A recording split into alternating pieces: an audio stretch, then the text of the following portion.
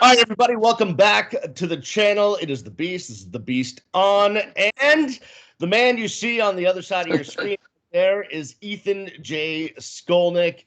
He is the owner, the man, the myth, the legend from Five Reasons Sports. He's the host of the Five on the Floor podcast. He has been a South Florida journalist since dinosaurs roamed the earth. I have known him since dinosaurs roamed the earth. And I thought we'd have a nice little conversation. Ethan, how are you? Better before that intro. Well, my daughters asked me if I met Abraham Lincoln. So there you go. Can you confirm or deny that? I wouldn't remember. Yes. I'm just because I'm too old to remember anything at this stage. So there you go. Exactly. All right, before we jump into, and the reason why I wanted to interview Ethan is not only poke around a little bit in his journey over the last 20 plus years down here in South Florida, personally and professionally, but also it's because I believe, and listen, I don't know everything despite what I think of myself, but I believe he's one of the only people in this country that has figured out how to have a successful non-terrestrial, regular TV, so a digital audio and video platform covering local sports that hasn't caved after 3 weeks or has one follower. So I think he's like the only person in the country that kind of figured this thing out, which to me, in my life journey is inspirational. So that's one of the reasons why I want to talk to Ethan. But I want to start here, Ethan, which is for the people that don't know, that maybe, are new followers of yours, of mine. Tell us about your background. Where'd you grow up? What was your young life like? And take us through kind of your early years. I was born in New York. Long Island, Queens, actually. Then moved to Long Island, lived there till I was about 12. I guess my claim to fame as a young child was being the Juicy Juice kid, which is... Of course, it comes up in the first 2 minutes. Well, that middle initial that you mentioned that I don't really use much anymore because I never write. But yeah, that was my byline. I actually, back to my daughter, she asked me, she said, "Daddy, why is your middle initial J, but your middle name doesn't start with the J?" Well, that's why. So basically... I did the juice commercials when I was young. We moved down here. I actually went to Pinecrest in Fort Lauderdale. That's where I went to high school, graduated from. Went to Johns Hopkins in Baltimore. I was the only pre-med, pre-law person in my circle. So they should all be supporting me now. They're not. My friends. And then I went to Columbia J School straight out of Hopkins. Bit of a mistake, I think. No, but I wouldn't do it now, I guess. I was only 21 at the time, so didn't really appreciate it. Then interned at the LA Times, came back, worked part-time at the Baltimore Sun, took a job at the Palm Beach Post, in part so I could live freely with my parents. And then I became the Dolphins beat writer for the Palm Beach Post when I was 24. Transitioned to the Heat there. Got hired by the Miami Herald. Was there for 2 years. Went to the Sun Sentinel for 8 years. 2003 to 2010, that period as kind of the number 2 columnist behind Dave Hyde, and then went back to the Palm Beach Post to cover the Big Three when they brought their Heat beat back because LeBron came. I did that for 3 years. Those are probably my 3 best professional years, I would say. I think that was kind of the hardest stint you could have had. I was working alone against pretty much the entire world because I was the only one staffing for the Palm Beach Post. And obviously developed relationships with all those players that sort of lasted. That led to a national job with Bleacher Report, which I did for 2 years before they abandoned the program, but not before they sent my ass to freezing Cleveland for a whole year because LeBron went there. I'll never forgive him for that. Week my daughter was born, he sent me a congratulatory message and said, "I'll find you some nice restaurants in Cleveland." And so I spent a year in Cleveland, came back, worked for the Herald. I mean, at that time, I really had never trained in radio or TV, no formal training whatsoever, but was then, handed kind of the successor keys to Levitard on the afternoon with Israel, as you're familiar with. Israel didn't stay very long because he was lowballed. well, we were both lowballed, but only one of us took it. The other one stood up at a meeting and said, "Yeah, you'll have to double that," and then never came back, as you know. And then obviously I worked with Chris Winningham for a while. Then Chris left, and this a lot of this plays to sort of the issues with traditional media, which I'm sure we'll talk about here. Chris left, I think, because he was. I don't want to get into the specifics of it, but it was ludicrous.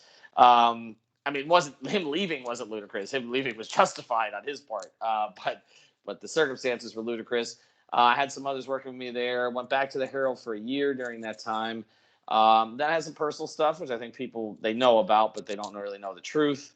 And then it was actually Chris who kind of got me out of my cave, which I always appreciate, and told me I should start doing a podcast with him again. And so we did that. I didn't know if I'd be any good anymore, and with really no intention of starting a media company. Just a podcast. What happened though was, I had been one of the writers or media people who was very active on Twitter, who didn't treat kind of the fans like sort of second-class citizens behind a wall. So that's why I built a big Twitter following. But I also knew kind of who the really smart people were, who were not necessarily credentialed by the major shrinking outlets locally. And so it was actually Alfredo Arteaga who reached out to me, somebody I knew from producing things. I was on Sports Bang, which was Stu Gott's show. Alfredo and Billy were actually two of the producers on that. And so basically he reached out and said, I got these two guys. We were really active on fins.com and Fin Heaven. Simon Clancy, who's over in England, and Chris Kaufman, CK Parrott, who's in Tampa. He says, we want to start a podcast, but we really don't know how to go about it. We've been wanting to do it for a while. What if we kind of decided by the end of the call, why don't we just link up? And so that's sort of how it started. Then we became 15 that was 3 yards per carry. That's still going. Kind of that and 5 on the floor, which is now what I converted the one when Chris left 5 Reasons. I converted our podcast to Heat only. Those are our 2 biggies on the podcast side.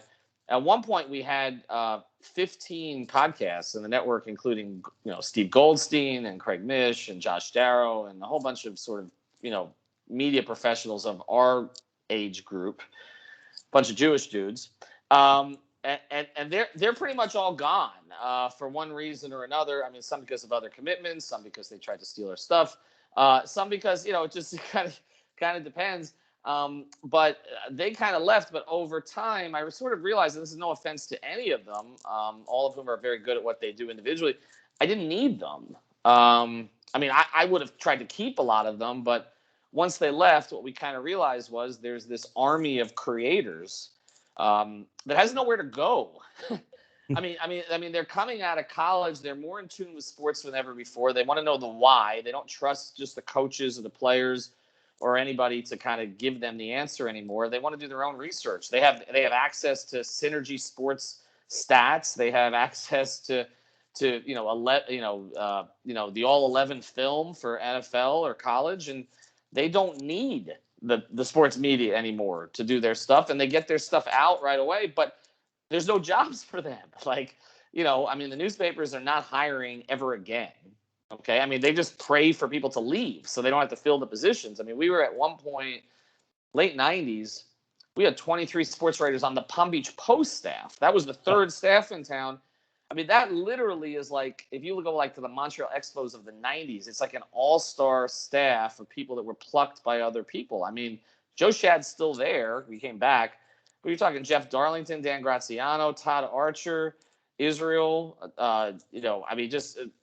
Greg Bedard. I mean, Ben Volant. Like, everybody was there. I mean, I'm not even including myself or anybody else. And then we had, the likes of Greg Stoda and Dan Moffat and Dave George and Tom D'Angelo, who is still there, and others.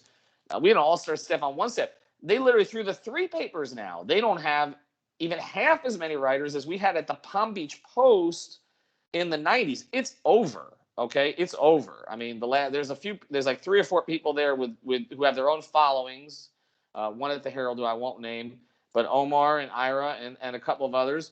And they're going to turn out the lights. I mean, it's, either they're going to take buyouts eventually or they're going to be told to go somewhere else, and they'll take their audiences kind of like Mark Stein just did, at the New York Times, and he went over and he's doing his own stuff now.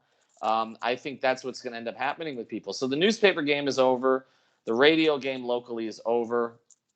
And local TV is over. There are some people at Channel 7 and Channel 10 in particular, because they're given a little bit more in terms of resources, who are still fighting the good fight, like Will and Clay and Josh Moser I work with, and Dee Pasquale, et cetera, Donovan. And I have respect for all those guys, Cunio and everybody else. It's just hard. I mean, it's, you're being cut. So, in a lot of ways, my path was not supposed to be here. But it starts here. I have a lot of respect for these local creators. I mean, our number one Heat writer right now is 18 years old. Okay. Brady Hawk came to us when he was 16 and a half at a Heat game and wanted to write. He came to us with 50 followers. He actually went through Alpha and Sydney first. And Alpha was one of my co-hosts at the time. And he just wanted to write for us. And his stuff was pretty raw at first. I didn't even work with him much, just a couple pointers. And now he's a terror. He's writing 5 ththings a day. I can't stop him. Thank God he's 18, or I'd have child labor laws against me. He's literally doing the best stuff on the Heat. There's no offense to any of the beat guys, but it's unencumbered. It's film based, and the Heat respect it because, and I appreciate the way the Heat have, in particular, of all the teams, but the others have now too, have sort of understood what I'm trying to accomplish here, and not they were credentialing my guy Alex Toledo. They still are, but now, they basically, Brady Hawk asks like the second question of Eric Spoelstra and Jimmy Butler on the Zoom calls. I mean, he was doing that at 17. And these creators are everywhere. I just put a kid named Alex Baumgartner, early 20s, in charge of our Panther stuff.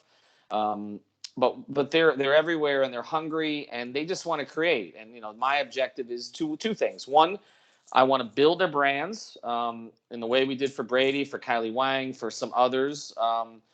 But I want to create a springboard for them. But ultimately, I want to create something sustainable so that I don't keep losing them. Because I can replace them, but I don't want to lose them. When you talk about sustainable, the thing that has killed newspapers and terrestrial radio is monetizing those things.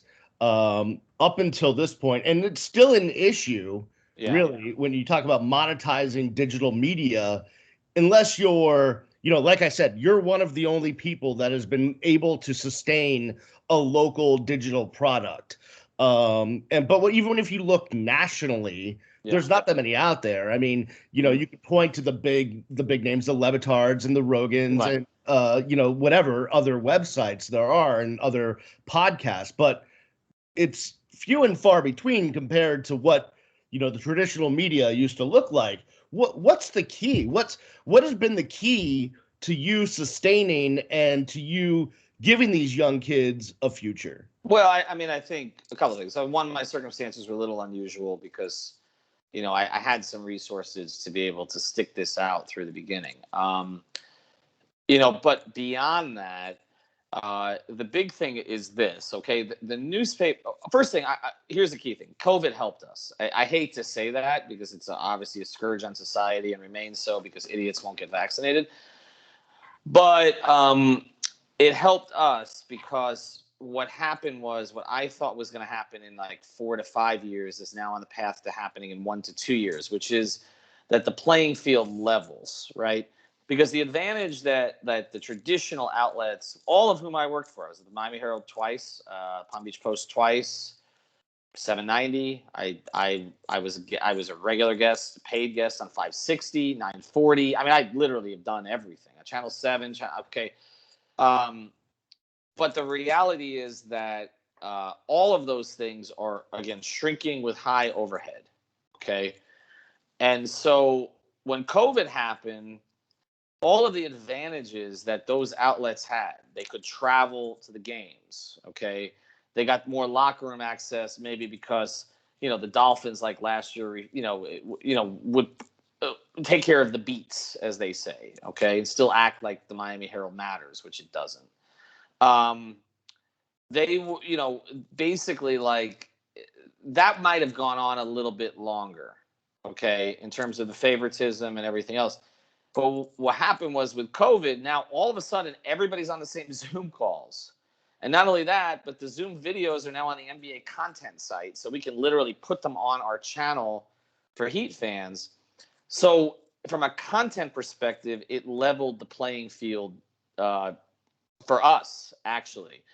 Because if I have 50 contributors I'm not paying, but I'm trying to create, promote their work and try to find sponsor deals for them, but I'm not obligated. In other words, there's no contract, there's no health insurance, they're independent contractors. They come, they go. I don't force any work on anybody. It's all what you want to make of this thing. So I don't have those kind of responsibilities as opposed to the Herald, the Sentinel, and all these other places that they have to pay these people ongoing, or they got to make a decision that they're just going to let them go. And so COVID helped us. The other thing I tried to do during COVID was I slashed our ad rates, because I understood local businesses were struggling, didn't have a lot of money. We had some things like, I was working with a clothing company called Cervanti, and I love them to death, but nobody was buying custom-made clothes, during a pandemic. They're not leaving the house. And so, we had a deal set up literally the day that everything shut down. We had a deal set up with Roundup in Davie. A big deal with that. That doesn't really fit me, but for our Dolphin fans, I don't think our Heat fans would be as into it. But for our Dolphin fans, okay, maybe some Canes fans in certain parts of Broward. But we had some set up, and that closed down. So then it was like, okay, I just started cutting ad deals with like safecubbies.com, and things like that were more pandemic related. And we slashed the rates. We brought in a bunch of sponsors, and that's been really good. I think our sponsors like what we do because a few things. One, newspapers have never learned how to promote sponsors. We weren't allowed. Okay. And then radio stations, as you know, there are all kinds of rules. You're going through sales staffs. When I was at, place I worked with you, I never really dealt with the sponsors directly. I would just be giving copy, What's the shame? Really? Right. Yeah. Right. I would have liked to have developed those relationships, but again, I was busy. I understand it. I understand that, there's a way you got to go, but you're going through a salesperson. Here with us, it's literally like, my podcast is like, you send me the copy. Okay, let's tweak this. And then you text me, I want to do something different today. There's personalized service with us, and that's the type of culture I've tried to create. That's why when I started the 5 Reasons Twitter account, I literally followed everybody, and you have media guys in this town who refuse to follow anybody because this is their ego or they're blocking everybody. And I'm like, this has to feel like a community, because not only am I drawing my viewers, my listeners, my readers from that community, I'm also getting my contributors from that community. I get, 10, 12, 20 DMs a week. Can we join? We don't care about getting paid. People who love sports want to tell you how smart they are about sports. Okay. You will never run out of creators. Whether they want to create on YouTube or whether they want to create, when you get the bug, you don't want, they want to create on YouTube, they want to create on a blog, they want to create on a podcast, they want to create on whatever stream they want to create, and whether social media, Reddit, whatever it is, they want to create. And so the idea is, we've created this kind of thing called fanalists, not created, but we sort of coined it that. And these are sort of more educated fans, the ones who check every tweet of every Canes game, every Dolphins game, every Heat game. They're there on a Tuesday night, Heat Detroit, okay, in November.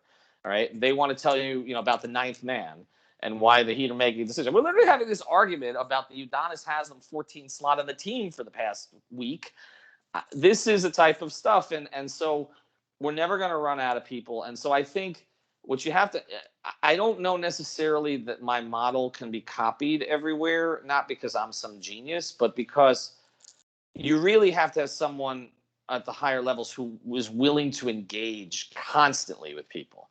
And I think the next kind of step for me is pulling back, running the business, and not making it where, if I disappear from the 5 Reasons, which is now we've gone from 0 to 30,000 now in 3 years. If I disappear from that account for 3 hours, people think I'm, they start wondering what happened to me. Right. That it can't be, if it's going to work everywhere, it can't be tied to one person. It has to be, and that's why I've tried to, not prop up. They're doing the work themselves, but like try to promote our creators so that you don't really need me. You get Adam Barai, or you get Greg Sylvander, or you get Alfredo, or you get CK, or you get Houts, or you get whoever you get.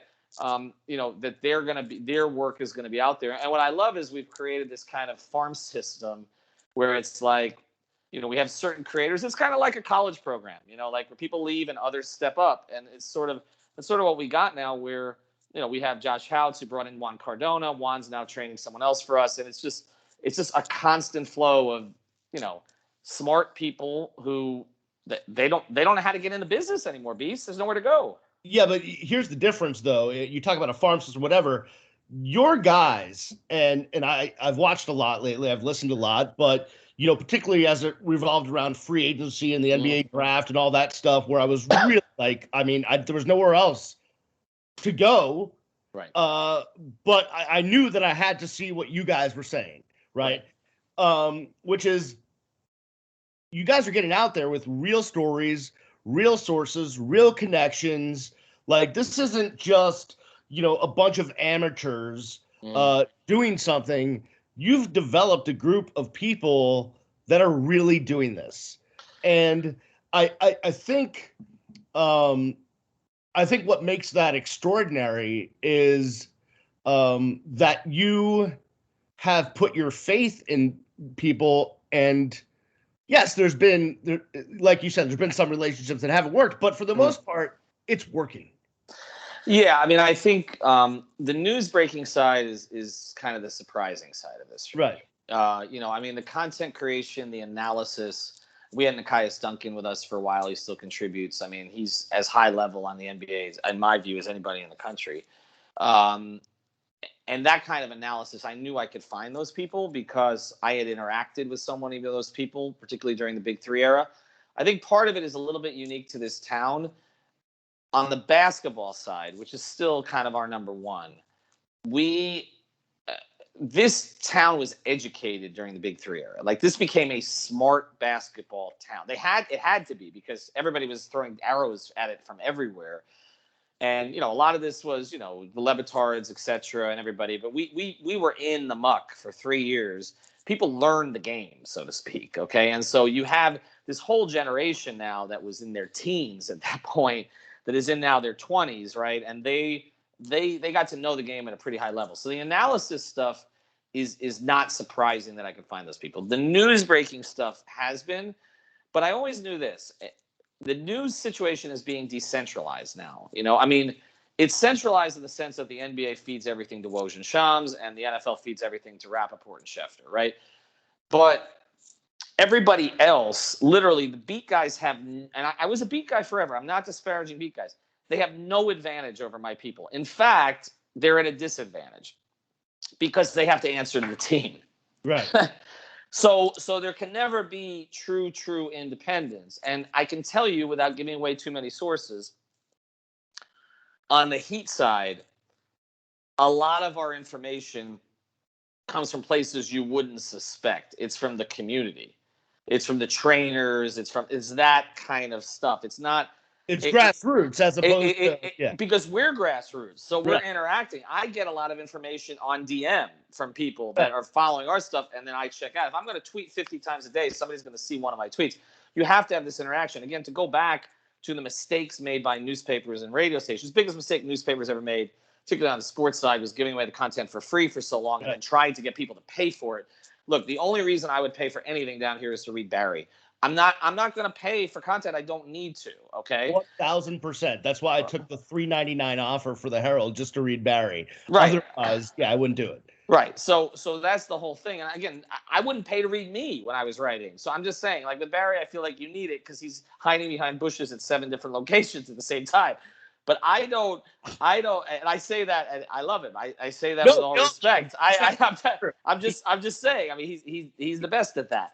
But I wouldn't have paid to read me write columns, okay? Even when I thought I was writing at my highest level, I wouldn't do it. So you're not going to get people to pay for content they could get somewhere else, or not only get somewhere else, but like I'm saying, create themselves, do their own film research. And I'll say this: the beat guys don't have time to do that stuff All they have time to do is really attend press conferences or Zoom calls, because I mean they're being pulled in a million different directions now. So that's the other thing, is that like that's the big mistake newspapers. The big mistake radio stations made is like you're literally you're an audience-based property and you don't interact with your audience. So like, how is it possible, Beast? Okay, how is it possible that the 5 Reasons Twitter account, which is my secondary account, which I started 3 years ago, has more followers now than WQAM or 790 The Ticket? How is that possible? Okay, they both started in 2009. Okay, because those accounts, for the most part, are run out of a corporate office somewhere with automatic tweets. Right. Okay. Or if this guest is appearing or whatever, but you're not. It's the simplest shit in the world, Beast. Like literally, I get up every morning at 8. I post a GIF or GIF, whatever. I'm too old. Oh, and then I post a poll. Okay. And we literally. I feel like I set the agenda today because I woke up in a bad mood. I woke up in a bad mood looking at the Heat roster and saying, you know what? My guys at 5 on the floor love this roster, and I got serious questions. There's depth issues. There's size issues. Okay, there's age issues. And I just started tweeting stream of consciousness, and literally that became the agenda on Heat Twitter for the entire day. This is easy. They want to debate all day long. And any issue can be debated. If you're a sports radio station in a local market, how do you not create those debates? And I don't want to sound like Skip Bayless here. I'm not creating it for the sake of being fake. I'm not going to take a position I don't believe in, okay, which is what they do, which is what Nick Wright does. Engage in the conversation. Or start the conversation. I don't want to say ill things about my former boss and your former boss at the radio station, but we'd have hour-long conversations about how to do this, and I kept bringing up back then during the Big Three, it was Heat Twitter, right? Right. And the solution was, we'll go find 1 or 2 guys and we'll make them co-hosts.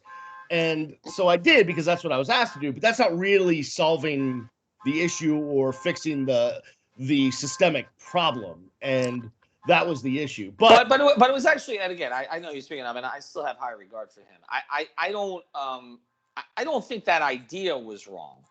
I think the problem is, again, and I don't know, something's going off in the background here, so I apologize. But I don't think the idea was wrong. But like you say, if you're not in it, right? If you're not in it on a daily basis, just plucking somebody from that space, I think there's, again, a lack of, what I've noticed from my former colleagues, and I'm not talking about mostly at the radio stations, I'm talking about at the newspapers, is I found that they didn't really understand what I was doing with this, particularly as I went to the younger creator model.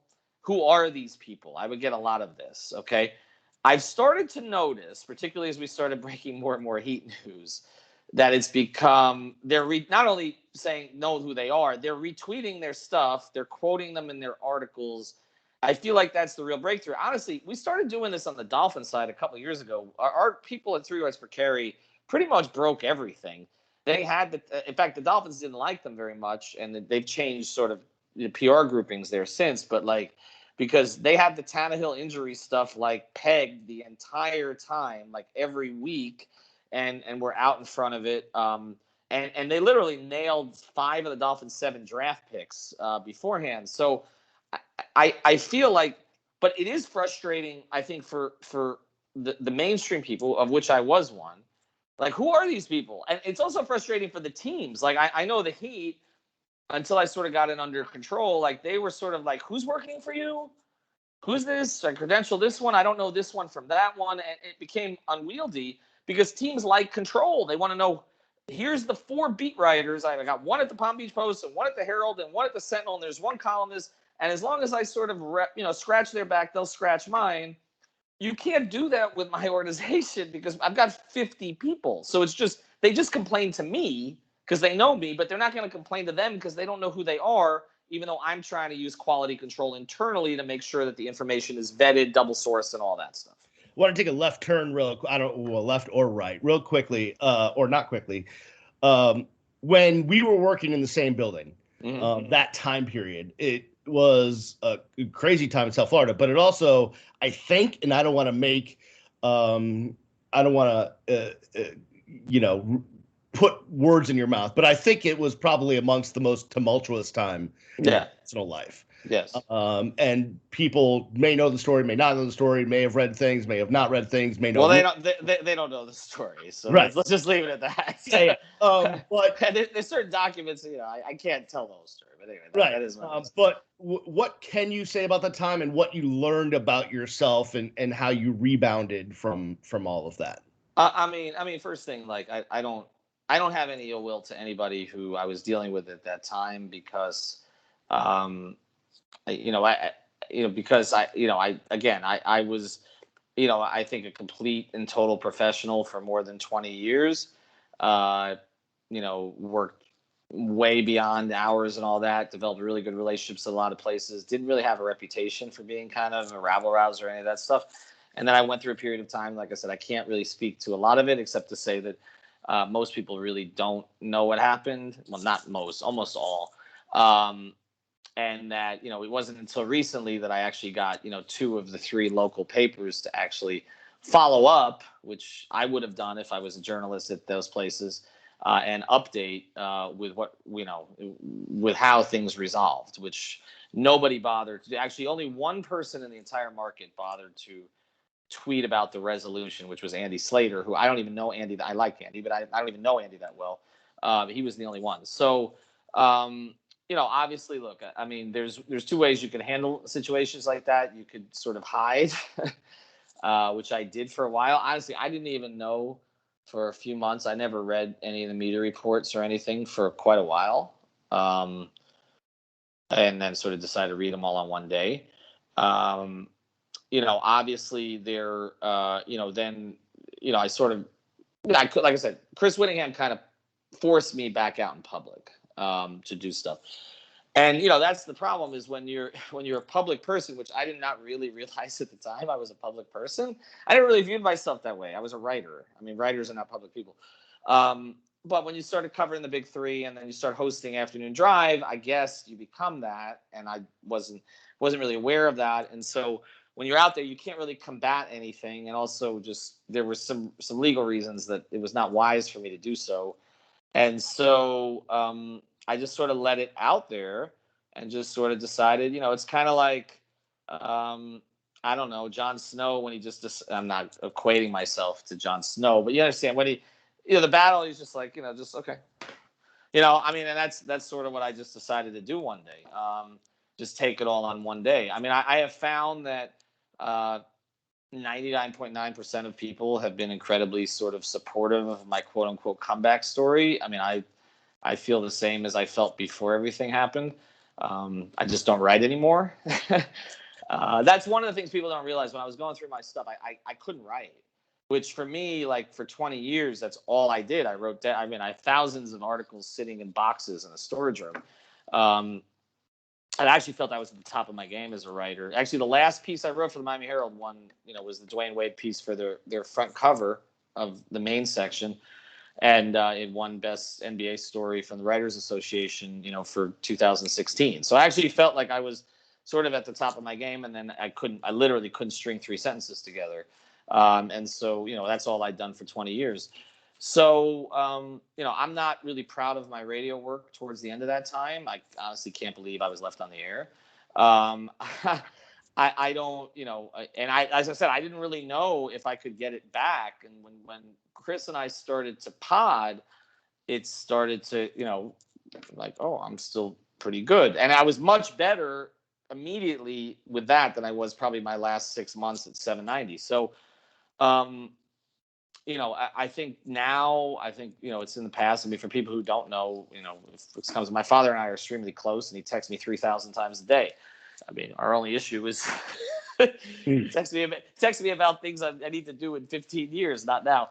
But people don't really know the real story. I think if you followed me on Instagram or other places, I think, and my friends know my relationship with my daughter, and that's my focus. So, I mean, that's pretty much my primary and only focus. So, what did I learn? I mean, obviously I learned, some things about myself and relationships, which I won't get into, but I also, I learned that I don't give a shit. There is something liberating in everybody saying a bunch of stuff about you that you know is not true. And it's funny because all the athletes I ever covered used to say this, and now I sort of experienced it. But when the worst possible things are out there about you, like at a certain point, like it's like, okay, this can't get worse.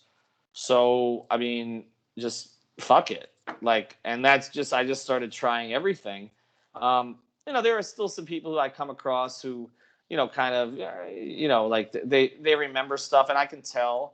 But I think we're 4 or 5 years into this now, and 3 years into 5 reasons, a little over 3 years, and I feel like everybody kind of knows kind of what I do. The only funny thing is that none of them know I write because I don't do that anymore, which is the only reason I got any profile at all was because of writing. But, I think there are people I'm disappointed in. In terms of they taking my issues public on the air. And those are people I'll probably never associate with again, particularly because they had it wrong. But other than that, I don't really hold a ton of grudges on it. My people thought like I had some issue with the Herald about the way I left it. No, I left there on my own. Like that was no, I was fine. My issue with the Herald was they were very dismissive of my group in some interoffice emails that got to me. And I didn't like it. And then, but I'll say this, the Herald actually corrected the record on my situation and the Sun Sentinel has not. And so if I get another subscription, it's going to be the Herald. Well, it'll always be Palm Beach. They're my fave, but whatever. You mentioned being a dad and having a daughter, and we've always joked because your daughter's like spectacular. She speaks 700 languages, and she's smarter than her dad. Yeah, and she just makes everyone she's around smile, including you, a lot. So we've always talked that being the girl dad, you're screwed at some point. You're gonna have to at some point.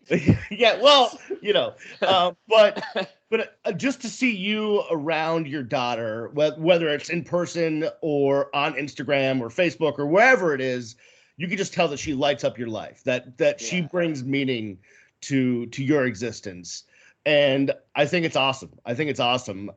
Just talk about being a girl dad. She'll be upset if I talk about her, but yeah, I would say she's she basically in many ways saved my life. So I don't know what else to say. I didn't think the one thing I didn't think I'd be good at would be a father. So it's a little bit surprising, but she told me I'm the coolest dad ever. I think she just wanted more snacks, but I'll say no, she's like you said, she speaks 3 languages. She competes in ice skating. She plays piano, dances flamenco, and she just turned 7. But the biggest thing is, she keeps me in check. She has a sign here on our refrigerator: Daddy, clean fridge, clean my room, clean your room, clean car.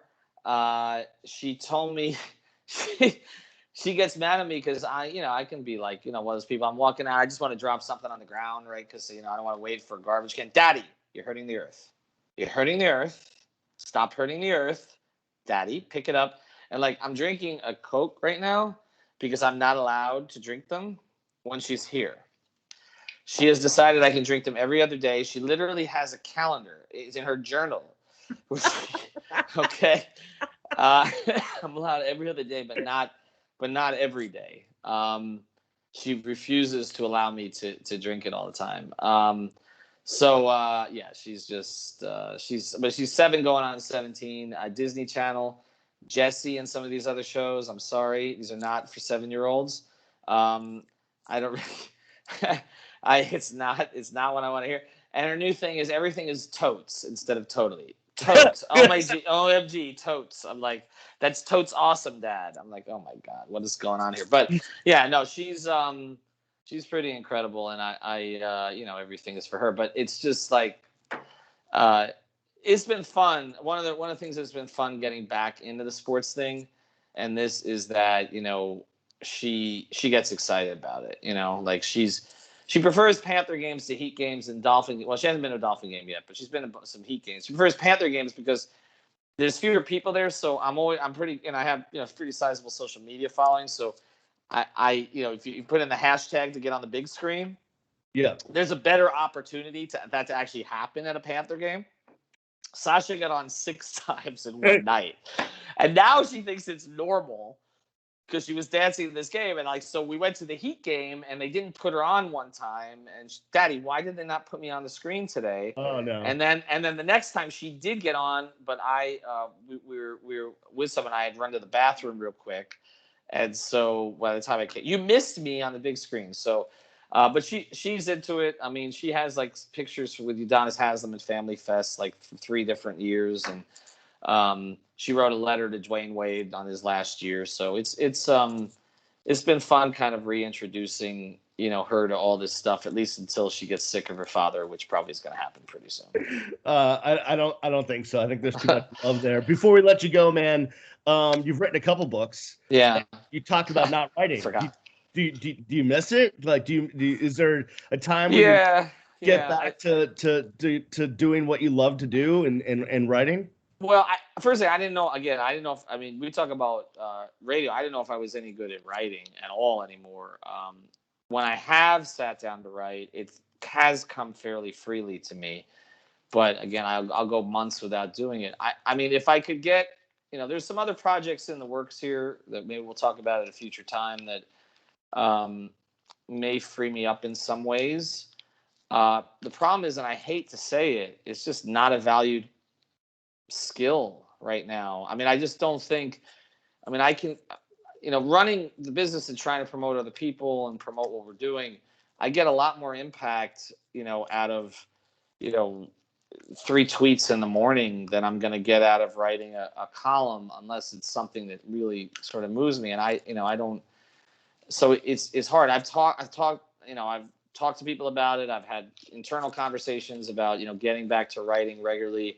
I think that maybe some of the teams I cover would prefer I was doing that. But it's hard. And to be honest with you, it's financially and, promotionally, it's just not worth it. Like it's just, you know what I mean? Like a lot of times when the year I was with the 790, that I was also with the Herald, and I was covering the Heat, but I was also hosting Afternoon Drive, which is just insane. In looking back at it, like finding studios in Toronto, Right. After I get off the plane, because I'm covering Raptors Heat that night, but I got to do a 3-hour radio show, and I enjoyed it. I enjoyed the rush of it, and I appreciate that both 790 and the Herald, gave me the opportunity to do both at the same time. But I would use the radio show, as a means of writing. Like I kind of figured that out following how Dan did that when he was still doing any writing at all. But now it's like I just like saying it on 5 on the floor and not thinking about it anymore. I don't know if honestly, because there's certain things that for me, are, I'm a little bit of a mental block, where it brings me back to a previous time and I just kind of want to move forward. Or that it's just not really worth it. I think I'd like to at some point. I mean, the 2 books, the youth sports book, I wish we'd promoted that better. The other book, what's crazy about the other book is I read that book and I don't understand a word of it. It's the book with my friend that I went to college with. Right. Was in the government. It actually got up to number 8 on the Washington Post bestseller list, but not because it was great, but because I think he did a bunch of speaking engagements, and so they bought a bunch of books that week. But it's not. I read it and I'm like, I conducted all those. I think that was a 3-year process, conducting interviews about topics I knew nothing about. I will say what's funny about it was a lot of it was about startups. Right. It was like about, and so I'm kind of doing some of it, but I don't. It's not like I think about the book. I think it's just sort of osmosis, from doing it. But there's a lot. I wanted to do a book about the big 3. 10 years later, that's come and gone. I don't know. I don't think it'll ever be the number one thing I do anymore. I think it's honestly, I feel guilty sometimes when I do it because it's like I'm taking 3 hours away from doing the stuff I should be doing for the company. All right, we'll let you get out of here, but before we do, where can people that somehow just found this via the Google machine or like, where can I find this Ethan guy? Where do I look? Where do I stuff? There's a lot of people who found lots of ways to find me. I mean, I'm still on Ethan J. Skolnick Twitter account, but I really only use that for politics, which I know also pisses people off because they're like, stick to sports. I'm like, I got a whole other account for that. Okay. Right. Yeah. But um, but I mean, 5 Reasons Sports Twitter is probably the best place.